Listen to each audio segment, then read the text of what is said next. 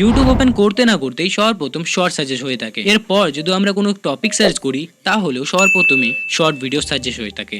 Even আমরা যদি কোনো লং ভিডিও প্লে করে থাকি তার নিচে শর্ট ভিডিওই সাজেস্ট হয়। মানে মোরাল অফ দ্য স্টোরি এটা যে ইউটিউব শর্ট ভিডিওকে একটু বেশি প্রমোট করে থাকে। কিন্তু এসবের পরেও তুমি বলছো কি তোমার শর্ট ভিডিওর মধ্যে 1 থেকে 200 ভিউ আসার পরে ফ্রিজ হয়ে যায়।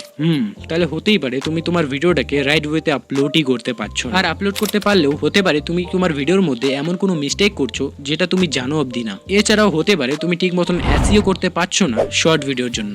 বাট ডোন্ট ওয়ারি, কারণ আজকের ভিডিওতে আমি তোমাকে বলবো তুমি কেমন করে একটা রাইট ওয়েতে শর্ট ভিডিও আপলোড করতে পারবে। সাথে আমি এটাও বলবো কি তুমি তোমার ভিডিওর মধ্যে কি এমন মিস্টেক করছো যে কারণে তোমার ভিডিওর মধ্যে ভিউজ আসছে না। তাছাড়াও তোমার ভিডিও যদি কোনো জায়গায় ফ্রিজ হয়ে যাচ্ছে তাহলে ওই ভিডিওটাকে কেমন করে আনফ্রিজ করতে হবে সেটাও বলে দেবো। অ্যান্ড বিলিভ মি, আমি নিজেই এই কয়টা ট্রিক ইউজ করে আমার শর্ট ভিডিওর মধ্যে মিলিয়ন্স অফ ভিউ এনেছি।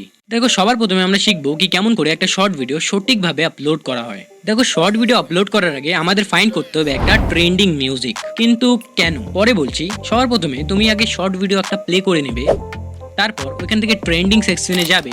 এখানে তুমি ট্রেন্ডিং সব মিউজিক পেয়ে যাবে। এখান থেকে সবচেয়ে ট্রেন্ডিং যেটা মিউজিক ওটাকে সেভ করে নেবে। দেন প্লাস আইকনে ক্লিক করে শর্ট সিলেক্ট করে নেবে। তারপর তোমার ভিডিওটা অ্যাড করে নেবে। এরপরে নেক্সট ক্লিক করে এবার অ্যাড সাউন্ডে গিয়ে তুমি সেই ট্রেন্ডিং মিউজিকটা সেভ করে রেখেছিলে ওই মিউজিকটাকে অ্যাটাচ করে নেবে। এবার অ্যাডজাস্ট অপশনে যাবে, তোমার যে মিউজিকটা আছে ওটাকে 100% করে দেবে, আর যে মিউজিকটা অ্যাড করেছো ওটাকে 1% করে দেবে। And then next. তাহলে এবার জেনে নাও কি এই মিউজিকটা লাগানোর মানে কি। দেখো, যখন তুমি একটা মিউজিক অ্যাড করে ভিডিও আপলোড করো তখন ওই ভিডিওটা সাউন্ড ফিল্ডে চলে যায়, যে কারণে তোমার ভিডিও ভাইরাল হওয়ার চান্সেস 2x বেড়ে যায়। তাহলে টপিকে আসি। দেখো, এখান থেকে তুমি একটা টাইটেল লিখে নিবই তোমার ভিডিওর রিলেটেড। কিন্তু একটা জিনিস মাথায় রাখবে, একটা টাইটেল যত ছোট হয় অতটাই ভালো। এবার হ্যাশট্যাগ দিয়ে তুমি শর্ট লিখে নিবে। টাইটেলের মধ্যে শর্ট লিখলে তোমার ভিডিও শর্ট ফিল্ডে সাজেস্ট হয়। এবার তুমি একটা ঠিক মতন থাম্বনেল সিলেক্ট করে নিবে এই পেন্সিল আইকনে ক্লিক করে।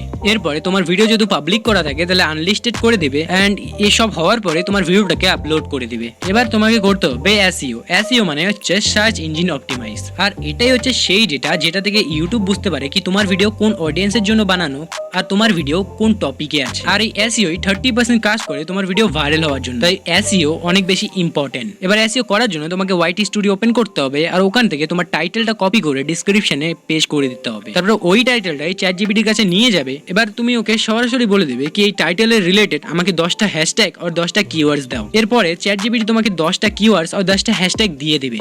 অ্যান্ড কংগ্রাচুলেশন, তুমি এসইও করা শিখে গেছো।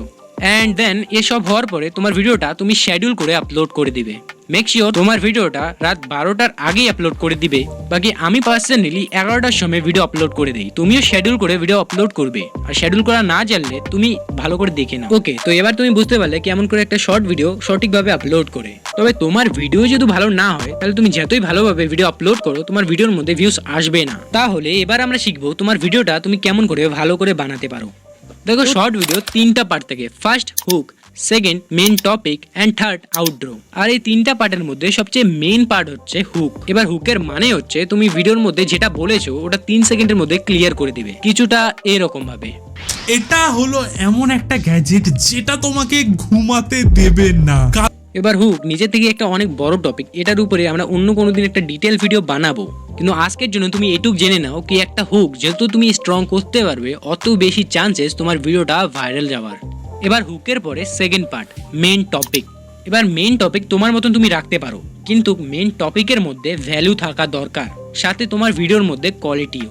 এবার আউটরোয়ে তুমি এটুক বলতে পারো কি আমার চ্যানেলটাকে সাবস্ক্রাইব করে নাও এমনই কন্টেন্ট দেখার জন্য। এবার এই 3টা পার্ট মিলে তোমার যে ভিডিও রেশিও হবে ওটা তুমি 20 থেকে 30 সেকেন্ডের মাঝখানে রাখবে। কারণ তোমার শর্ট ভিডিও যদি তুমি অনেক বড় করো তাহলে অডিয়েন্স রিটেনশন কমে যাবে। তবে হ্যাঁ, তোমার ভিডিওর মধ্যে যদি তুমি সবকিছু কভার করতে চাও তার জন্য তোমার ভিডিওটা বড় হচ্ছে তাহলে বড় রাখতে দিবে। ওকে, তো এখনো পর্যন্ত আমরা জানলাম কি কেমন করে একটা ভিডিও রাইট ওয়েতে আপলোড করতে লাগে, কেমন করে এসইও করতে লাগে, আর কি কি ইমপ্রুভমেন্ট করার পরে তোমার ভিডিও ভাইরাল হওয়ার চান্সেস বেড়ে যায়। এবার এই সব করার পরেও তোমার ভিডিওর মধ্যে যদি ভিউজ না আসে তাহলে তুমি বুঝে যাও কি তোমার চ্যানেল ফ্রিজ হয়ে গেছে। এবার তোমারও যদি চ্যানেল ফ্রিজ হয়ে যায় তাহলে এটাকে আনফ্রিজ করার জন্য তোমাকে অনেক বেশি কনসিস্টেন্টলি ভিডিও আপলোড করতে হবে। তোমার কাছে যদি এত টাইম না থাকে তাহলে তুমি একটা নতুন চ্যানেল ওপেন করো আর ওটার মধ্যে নতুন নতুন ভিডিওস আপলোড করা শুরু করো। আমি যেগুলো ট্রিক বললাম ওই সব জিনিসকে মাথায় রেখে তাহলে 100% তোমার চ্যানেলের মধ্যে ভিউজ আসবে। এবার যদি তোমরা বলো কি আমি এসব বলার মতন কে, আমার তো নিজেরই চ্যানেলের মধ্যে নাই বলতেই সাবস্ক্রাইবার, তাহলে জেনে নাও কি আমার মেন চ্যানেলের মধ্যে 3000-এরও বেশি সাবস্ক্রাইবার আছে